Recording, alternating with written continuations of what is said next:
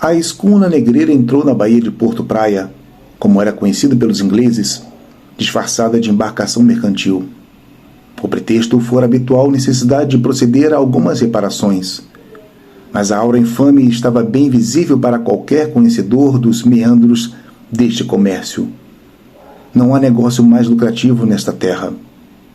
No entanto, bastava colocar um punhado de homens da lei em 2 ou 3 baías, onde é sabido que desembarcam os infelizes, para satisfazer os ingleses e causar a ruína dos traficantes.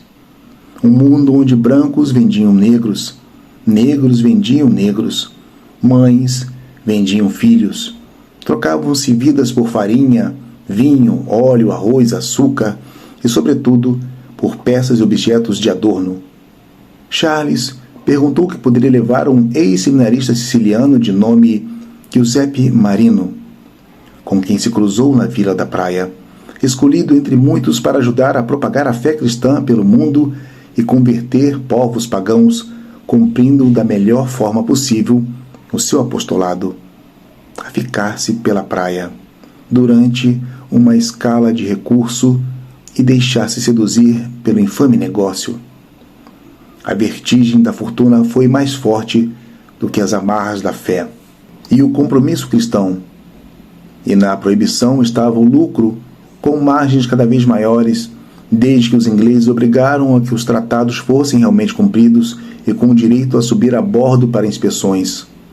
Um homem destes, tornado abastado comerciante europeu, bem instalado na sua fazenda a poucas léguas da vila, dono de 5 escravos, 25 escravas e mais de 30 crianças, pode ser o mesmo indivíduo calmo e impassível, com profundos conhecimentos sobre o hebreu e das sagradas escrituras. É capaz de citar passagens de Eurípides e de Ésquilo, ou mesmo diálogos sobre providência e a tranquilidade da alma de Sêneca, e impressionar Charles pela complexidade da sua condição. No entanto, para o inglês, revelou-se abominável a sua amoralidade. Eram eles os responsáveis pela escala de escunas dessa natureza que demandavam os portos de Cuba e Porto Rico, capitaneadas por americanos e naturais desta ilha. Siríaco, Charles e os mariñeiros observan o capitán Robert Fitzroy, que se prepara para abordar a escuna, á frente de un grupo de homes armados. Charles coñecía historias e relatos de outras operacións semellantes no Atlántico, e o cuadro de horror que, na maior parte das veces, os esperaba. Centenas de homens, mulleres e crianzas acorrentados sob as escotillas, entre as plataformas, sendo o espazo entre estas tan baixo que tiñan de se sentar entre as pernas de cada un. Estaban arrumados, tan próximos uns dos outros, que non había cualquier posibilidade de se deitaren ou de mudaren de posición durante a noite ou o día. Mas, na memoria dos mariñeiros, tamén ficaba o instante en que as súas faces se iluminaban ao velos, descubrindo por instinto que os ingleses viñan para libertalos. Había tamén quen xa non conseguise regresar do abrazo fatal da melancolía. Os ollos ficaban perdidos, nun desánimo total.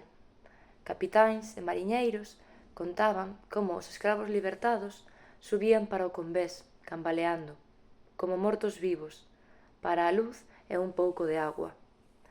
As crianzas vivían nun estado de irreversible torpor, indiferentes a tudo. Charles rexistrara tamén a alegría de 2 homes negros con quen se cruzou cando regresaba do Baobá da Trinidade como ciruxao McCormick. Na falta de copo e a troco de algunhas moedas, estes vendedores de leite tiñanlles despexado un cuartillo nas súas gargantas por entre fortes gargalladas. Homes simples e espiritosos desta illa, en especial as crianzas, curiosas, sempre querendo mexer e coñecer todos os obxetos que el trasía consigo. Lembrouse de como camiñaban descalzos e pensou na importancia dos pés dunha persoa, en tudo aquilo que poden dicer sobre ela. Espellaban a súa condición humana, o equilibrio e a verticalidade. transportaban, carraxen non só o peso do corpo, mas tamén as ansiedades da alma. Son a asinatura, a marca da pasaxen pela terra, o trazo da vida. Após meia hora de inspección, o capitán Fitzroy ordenou que abandonasen a escuma. Para alén dunhas panelas para cociñar en arcos, naturalmente suspeitas, nada había que probase a actividade clandestina do navío, a pesar de todas as evidencias. Muitos anos antes de passagem pela vida da praia, o capitão de um brigue americano e traficante de escravos do seu nome Turner quisera comprar o Tigerman. Pediram então ao cônsul americano Samuel Odex Jr. que lhe pusesse um preço e ele comprou-lhe-ia. O cônsul que pedira o siriaco para despedir a camisa diante do capitão americano riu-se. Este não é escravo, nem pode ser vendido. Disse-lhe, é um negro raro, é verdade. Não só pela cor da sua pele, podia render muito. Nos salões dos Bostons, insistiu o capitão. Olhe bem para mim, Mr. Turner, pediu-lhe o cônsul.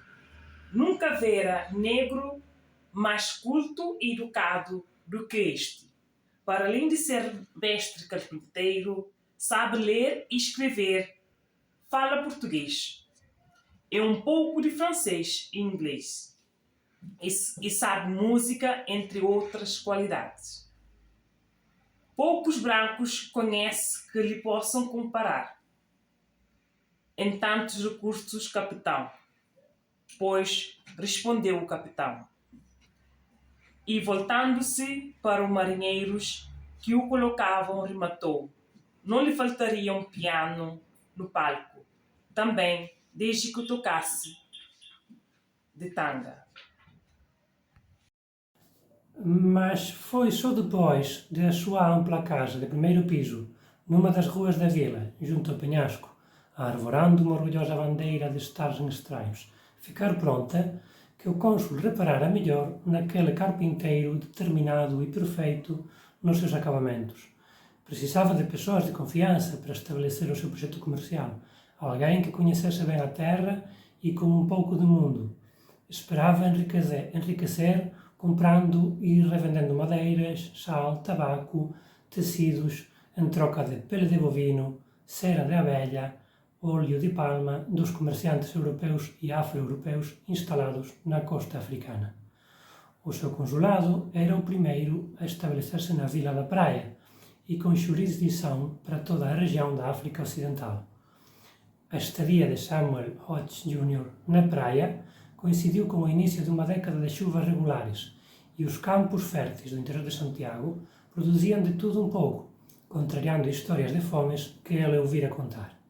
Por isso, Ciríaco não se espantou quando ouviu desembarcar orgulhoso e sorridente com a mulher Polly Wales pelo braço, com quem se casou logo na sua primeira ida a Boston. Para trás, o americano deixava uma história de guerra como tenente no 40º Regimento de Infantaria do seu país, um negócio ruinoso no setor têxtil, falências e dívidas acumuladas. Vinha pronto para começar de novo e enriquecer com as expectativas das comissões inerentes ao seu cargo oficial e o comércio lícito que começava a despontar na costa africana. Samuel Hodge Jr. trouxe consigo um conjunto de mobílias inglesas e instalou uma mesa de bilhar no centro do salão, que comunicava diretamente com o escritório de trabalho. Olá, chamo-me Carla Nepomuceno, sou professora de português na Escola Dionísio Gamalho em Ribadeu e nós também participamos do segundo dia da literatura cabo-verdiana. Dependurou nas paredes quadros com paisagens dos campos da Nova Inglaterra e a mulher ajudou na decoração com outros objetos, espelhos, jarros, canapés e tapetes que trouxe dos Estados Unidos ou que foram adquiridos em algum brigue americano. A pouco e pouco, Samuel e Polly foram se habituando ao calor abafado de agosto e ao pó do deserto do Saara. As chuvas de setembro permitiam uma boa produção agrícola, mas tornavam a vila e arredores mortalmente insalubres. Quando não estava a circular entre as ilhas, na companhia de Ciríaco, Samuel gostava de observar os barcos entrando e deixando a baía. Ciríaco também tinha curiosidade sobre esta costa africana, de onde o seu pai, José Leocádio, e Tomásia, sua mãe, os escravos velhos do engenho Princesa da Mata e os habitantes destas ilhas também tinham vindo.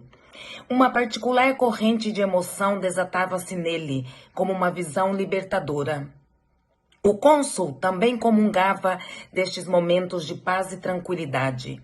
Sentava-se na varanda, à hora do crepúsculo, na companhia da mulher, invadido por uma ânsia causada pelo espetáculo do mar sereno, sobre o qual pousavam todas as cores, sonhos e emoções do dia. Recordou os amigos importantes na sua nomeação. Jiquem ainda guardava a correspondência trocada, como Marcus Morton e o vice-cônsul Elisha Field, que alguns acreditavam ter sido envenenado na ilha da Boa Vista pelo negociante português Manuel Antônio Martins, bem como a carta que Samuel endereçou ao secretário de Estado, John Quincy Adams, oferecendo-se para o posto nesta vila perdida do mundo. Afastava do pensamento outras lembranças de negócios ruinosos do passado, como o dinheiro do pai. Mais facilmente se lançaria da escarpa do planalto desta vila do que voltaria a viver esses dias. Com o tempo, Ciríaco ganhou a sua confiança e tornou-se o braço direito de que Samuel Hodges Jr. precisava. Escutava do americano as saudades dos outonos arroxeados da Nova Inglaterra e das suas aventuras durante a guerra, e foi tomando conhecimento dos negócios ilícitos de alguns capitais americanos e portugueses. Em confidências e segredos que ele ouvia, fingindo não ouvir, e a que as autoridades coloniais fechavam os olhos. Eram estratagemas utilizados pelos traficantes de escravos portugueses para contornar a proibição decretada, trazendo-os de Bissau, Cacheu ou dos rios Pongo e Nunes, como domésticos. Depois de batizados, seriam reembarcados para o Brasil. Outros seguiam em brigues americanos para os portos de Cuba e Porto Rico. Mas Ciríaco também aprendeu a não se deixar impressionar demasiado e a tomar-se de pena pela sorte destes infelizes. Via o cônsul americano como um homem bom, na medida em que uma pessoa o é, não só pelo bem que desejava aos outros, mas pela extraordinária capacidade para suportar humilhações. A demora na confirmação oficial das suas funções consulares, o exequatur, por Lisboa, provocava-lhe fúrias violentas de quebrar copos contra as paredes e dias inteiros de angústia encerrado no escritório. Mas apesar de tudo e da sobranceria das autoridades coloniais portuguesas, os negócios com a costa prosperavam. Ao longo de 10 anos, o cônsul americano envolveu-se em guerrilhas e quizilhas com governadores locais, comerciantes, traficantes de escravos, outros cônsules e enterrou 3 dos seus 4 filhos no cemitério da vila. Antes de Polly, em lágrimas e em absoluto desespero, lhe suplicar que fizesse alguma coisa para salvar o único filho que lhe restava. Diante do abismo, o cônsul botou os olhos para Ciríaco. Os anos tinham passado ali naquela ilha africana sem que ele estivesse dado conta. No dia seguinte, o velho apresentou-lhe Jeremias, um rapaz de 20 anos da sua total confiança, pronto para acompanhar Samuel Goldscholder, o menino de 2 anos, no próximo barco para junto dos avós em Boston, na companhia de uma cabra de leite. 6 anos depois de ter desembarcado na Vila da Praia, Paul Walsh despediu-se do marido Samuel Holden Jr., que lhe moria nos braços como tinha acontecido com os filhos Samuel, John e George. Banhado em suor pela malária aos 35 anos, longe da sua pátria, acertou as contas do serviço com Ciríaco, pagou as dívidas e embarcou para a América. Jacques Rufos, natural de La Rochelle e capital dun brigue francés, era un dos maiores traficantes de escravos, coñecedor do comercio que pasaba pola illa de Santiago. Mas del Siríaco só ouvira falar. Coñeceu mellor a viúva do Negreiro, unha mestiza de ollos cor de mel, filla dun militar da Illa do Fogo e de unha mulata da Serra Leoa. O francés trouxera de Cacheu, na Guiné, e instaloua na vila da Praia, nun casarón de 3 salas, no Res do Chan, e 2 mansardas, con vista para a Garcia. Os que a coñeceron, cando aínda era apenas Madame La Rochelle, falaban da súa expresión e fisionomía doce e das súas maneiras de persoa educada, que dicía ter vivido largos anos en Francia.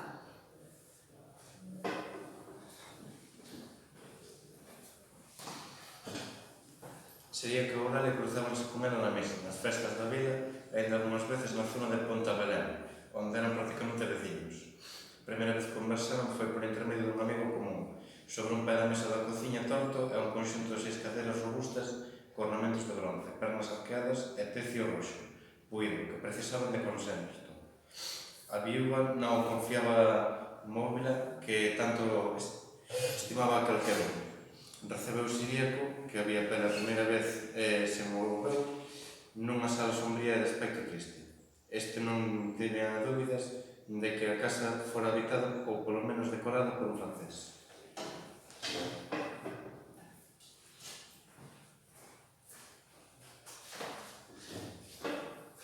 Había varias gravuras de Napoleón Bonaparte e un busto do emperador sobre o móvel da sala. Unha biblioteca extensa, con libros de Lombana, Bornala a Ouro, as fábulas de La Fontaine, de Voltaire e de Rousseau.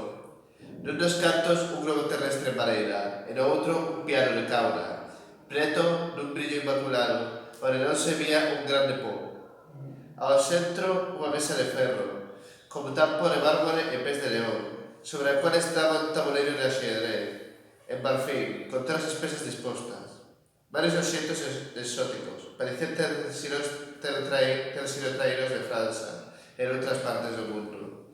Camparulas de vidro con bonecas no interior, unha familia de elefantes esculpidos en pó preto, estatuetas de deusas e orientais e un muro sorriente, de cerámica.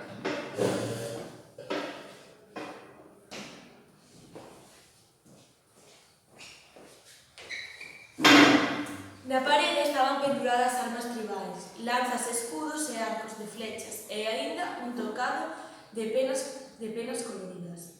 Sob a mesa da sala destacábase un enorme tapete persa, en tons carmín e azul, onde un gato preto dormía enroscado.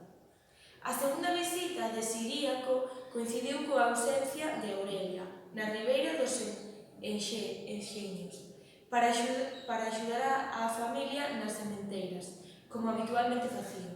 Desta vez, a viúva de La Rochelle contratou para substituir unhas viaxes e tellas de unha das mansardas, arrancadas e levadas polo vento.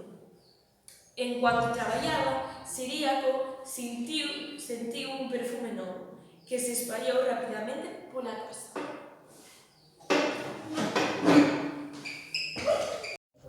Desta vez, a viúva de La Rochelle contratou para substituir unhas vigas e tellas de unha das mansardas, arrancadas e levadas pelo vento. En cuanto traballaba, Siríaco sentiu un perfume novo, que se espallou rapidamente pela casa. Cando desceu para o almozo, viu a viúva como xa ninguén na vila se lembraba de haber. Tracía un vestido de cor cerexa, como unha charpe azul celeste. Tiña brazaletes nos brazos rolisos e brincos nas orellas e un colar de 7 ou 8 voltas no pescozo de pedras de coral. No final do traballo, ela convidou para a sala e ofereceulle un cálice de porto. Sei que vosé é moito máis do que un simples mestre carpinteiro, díxelle, sempre tamén recoñecer bons modos e educado de nivel. A pesar dese aspecto extraño que Deus lle deu, vosé un momen de outra cultura.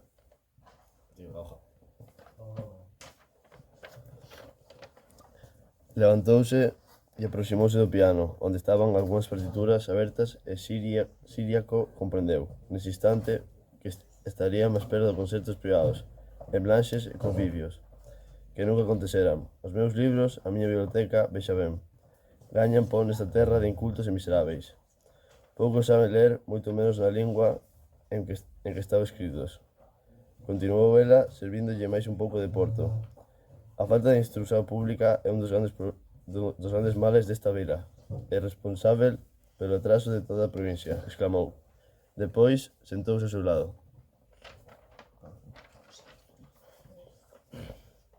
Você ten unhas mãos bonitas. Viu tocar Rebeca con os seus músicos. No xantar en casa do gobernador Puxís, díxelle nun ton máis sereo. E houve cando ela disse que você tamén cantou no coro da súa majestade, a raíña en Lisboa na súa xuventude. Nese día, por entre máis uns cálices de Porto, Siriaco ficou a saber que a viúva de La Rochelle tiña culto das belas letras e que gostaba de receitar versos de Luís de Camões e as meditacións de Lamartine, e que a pouco ligaba para a súa timidez de home adulto. Aliás, até parecía divertirse con iso, a propósito de uns cuadros na parede do seu cuarto, que tiñan caído con estrondo na noite anterior, asustando. Siriaco aproximouse para os pendurar, e foi cando sentiu unha mão, perscrutadora, sófrega e masía, pegando por atrás, procurando despertarlle as calzas e despiéndolle a camisa e encaminhando para a cama. Ali mesmo espera, en cuanto ela se librara tamén do vestido, corpete e de todos os accesorios, sen esquecer a alianza de casamento. Tudo sen tirar os ollos daquela súa cor leitosa. Meu Deus, non é posible, exclamou. Durante o tempo en que Aurelia esteve na ribeira dos Enganos, Siriaco aproveitou para consertar todas as portas, xanelas e dobrincas, que precisaban de cuidados, por entre os solucos de amor da viúva e do seu paixao embrigante pelo ordeu de Negre. Como non se cansaba de repetir, visitaba pela mañá, regresando a casa ao toque do Angelus.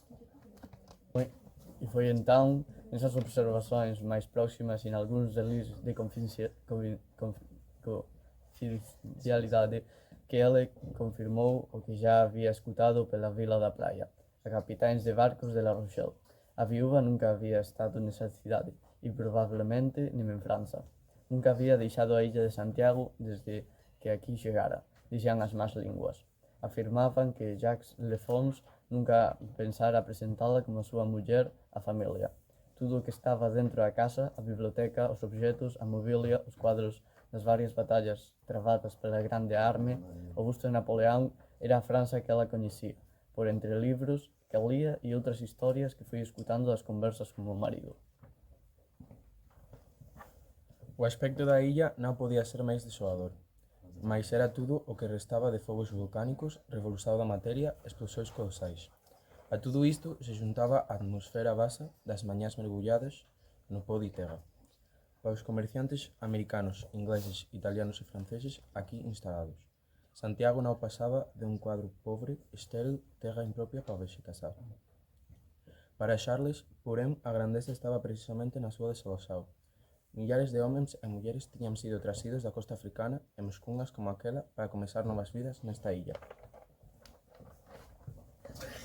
Unha terra de novas e extrañas sensacións, xeiros intensaos, fortes de vida e de morte, lugar de moitas interrogacións e de contrastes profundos, miseria obscena capaz de desafiar conviccións desde que ali chegara. Tiña a sensación de que varios mundos se sobrepuñan, ligados como que a través de portas, nun vasto e complexo sistema de significacións, cuxa esencia estaba na ocorrencia dos eventos, na clareza dos factos, como ele tentaba exprimir nas cartas que escribía á noite, as palabras. Un ano antes, en Castle Hill, Charles xuntárase aos cabaleiros académicos do profesor Sedgwick. Cabalgaban pelos campos en volta de Cambridge, por onde ían asistindo a aulas sobre xeoloxía e a historia da Terra, cumprindo o importante lema do profesor: estimular, incendiar, se posible, a imaginación. Santiago era un campo xeolóxico vasto para ser explorado, mesmo que da garupa de un simple pónei. Charles estaba convencido de que existía unha lógica, un percurso histórico capaz de ligar a natureza actual ao seu pasado distante.